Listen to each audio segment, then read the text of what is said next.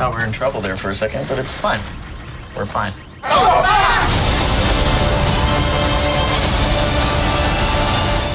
Donald, I'm hoping you can give me some insight on Lando. Now, he's clearly the best dresser in the galaxy, but at the end of The Empire Strikes Back, it looks like he's wearing Han Solo's clothes. Oh, wow. What's up with that? Do you have any ideas?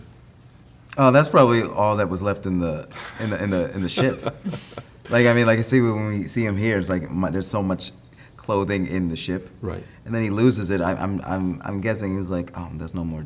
Sold all those capes. Yeah. So he's like, and he's probably saw like Han stuff. And he's like, I can rock that. Yeah. Let me make this my own. He looks good in anything. Yeah. Chewbacca has so much to do in this film. I mean, I think it's maybe the most screen time he has in any of the films. Maybe. What was the most difficult scene to film? Most difficult scene to film must have been when actually it was when we were walking.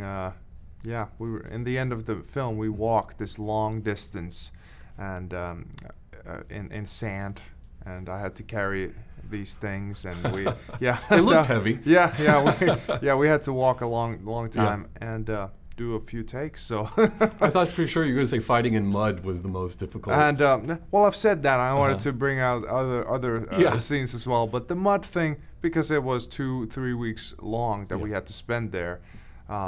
It's best that we don't talk about it. Of course, yeah. Now, L3 and Lando don't seem like they would get along in any other circumstance, yet they do.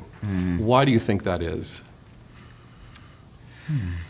I think they have a begrudging mutual respect for each other. I think that they have an understanding that they need each other, and yet they will never, ever make each other admit that. Yeah. Yeah. I was almost wondering if she reminded him of someone in his life or in his past. Did you explore Lando's backstory that much? One summer holiday with that droid. Yeah. That one droid, like a tiny BB-8, just like on the beach, just like, can it be like this forever? Just like, yeah. I wasn't going there, but Just the BB-8. You're so Don't tense. get burned now. You're so tense. Relax. So what was it like seeing Solo for the first time last night? It was epic. Yeah? It was everything I expected and more. It was a fun, thrilling adventure story with you could go in without a care in the world and leave just thrilled because it takes you places. I understand in the Millennium Falcon cockpit set, there was actually stars that would go to hyperspace and stuff. What was it like seeing that for the first time? Incredible. It was just breathtaking. It was like you could really believe it. Because the hydraulics under the the cockpit was shaking as well, so it felt like we were really taking off, and when all the sound effects and then the star effects and then the hydraulics all at the same time. I mean, we did leave the planet. Yeah. Now, congratulations, you just had your first child recently. Do you have any favorite Star Wars baby merchandise?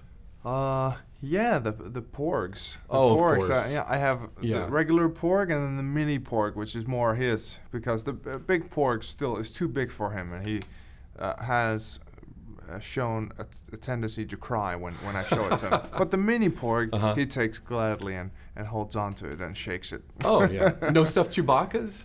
Yeah, and the Chewbacca, Oh, yeah. But they're also a little bit too big for him still. Yeah. They're like his size. Yeah. And he likes we like to give him stuff that he can shake. Of course. As Solo goes forward to another film, what would you like to see with Lando going forward?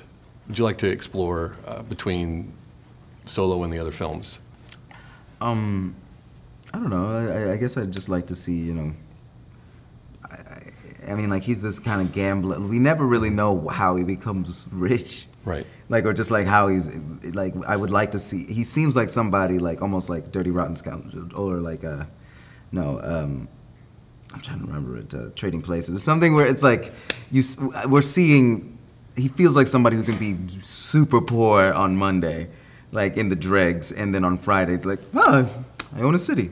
Like somebody who just talked his way through stuff, and I think that might be fun to see. That'd be great. Yeah. Did you get a chance to talk to Billy D. Williams since he's seen it? Yeah. I mean, So he what do you texted think? me. He said it was, he loved it. He said I did a good job. That's great. That was great. If Solo continues to another film, what would you like to see explored in Chewbacca's life going ahead?